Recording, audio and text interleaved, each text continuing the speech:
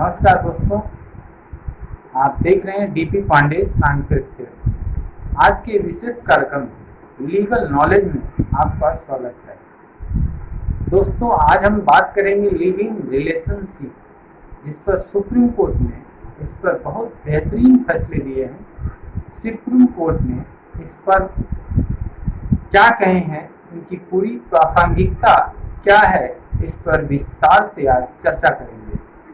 भारत में नहीं पड़ी, इसलिए इस विवाह कानून में लिव इन रिलेशनशिप को परिभाषित नहीं किया गया है और न ही उस दरमियान इसकी कोई आवश्यकता ही मालूम पड़ी और न ही वह चलन में था। लेकिन आज इसे कानून को दायरे में ले लिया गया है, परंतु इसके लिए आपका बालिग होना आवश्यक है। विवाह को सर्वाधिक पवित्र और 7 जन्मों का संबंध मानने वाला देश अब लिव इन रिलेशनशिप की पद्धति सार्वजनिक रूप से तेजी से जोर पकड़ रही है। लिव इन रिलेशनशिप अर्थात सहजीवन में रहना लोग अब छिपा नहीं रहे हैं। यह अलग बात है कि छिपकर रहने वालों की संख्या भी कम नहीं है। लिव इन रिलेशनशिप के संबंध में भारतीय अदालतें लगातार फैसले दे रही हैं। इसको लेकर जो समाज में धुंध है वह आज छट रही है। सर्वोच्च न्यायालय ने सरकार से कहा कि वह कानून बनाए। बता दूं कि सन 1978 में पहली बार सुप्रीम कोर्ट ऑफ इंडिया के लिविंग रिश्तों को सही ठहराया था। जस्टिस श्री कृष्ण अय्यर ने अपने फैसले में कहा कि यदि पार्टनर लंबे समय से एक स्थान पर पति पत्नी की तरह रह रहे हों तो उसे विवाह माना जाए। ऐसे चुनौती भी दी जा सकती है, लेकिन यह संबंध विवाह नहीं था। यह साबित करने का भार उस पक्ष पर होगा जो इसे विवाह मानने से इनकार करता है। यह एक ऐतिहासिक फैसला था। विवाह एक सामाजिक व धार्मिक मान्यता प्राप्त मिलन है, जिसे सामाजिक रूप से मान्यताओं की आवश्यकता होती थी।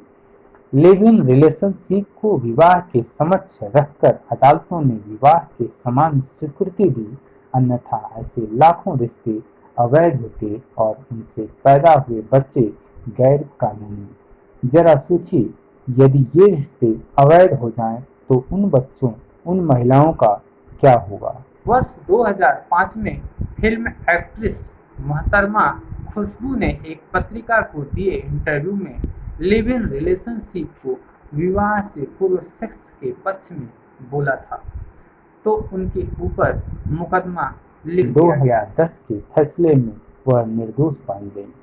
कोर्ट ने कहा कि यह कानून की नज़र में संवैधानिक है। साथ रहना जीवन के अधिकार का हिस्सा है।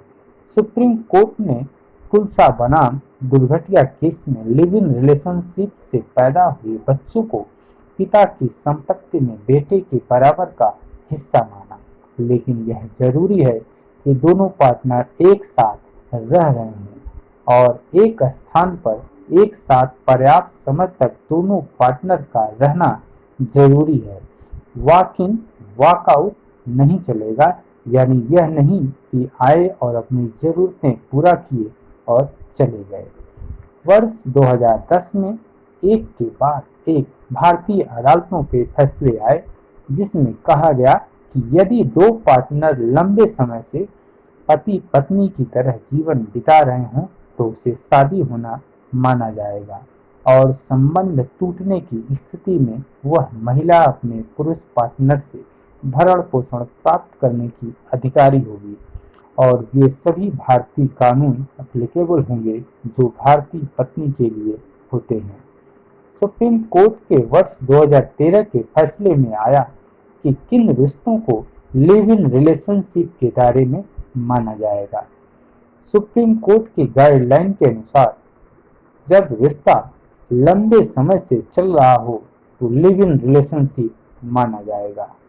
बहरहाल कोर्ट ने समय को परिभाषित नहीं किया है। कोई रिश्ता लिव इन तब कहलाएगा अगर पार्टनर पर्याप्त समय तक एक स्थान पर एक साथ रह रहे हैं। कोई रिश्ता लिव इन रिलेशन कहलाएगा यदि दोनों पार्टनर अपने संसाधनों, अपने रिसोर्सेज को एक दूसरे के साथ साझा कर रहे हों और लंबे समय तक उनका ये व्यवहार रहा हो, तो उसे भी लिव इन रिलेशनशिप माना जाएगा।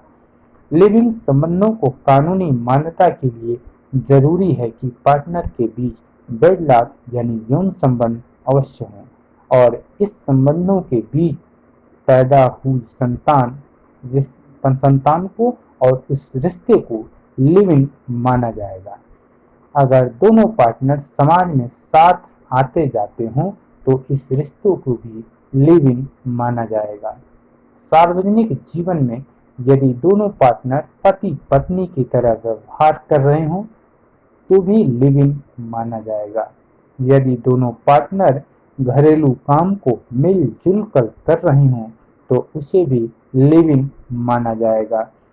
खास तौर पर पार्टनर आपस में वित्तीय संबंध बनाए रख रहे हों तो उसे भी लिव इन माना जाएगा।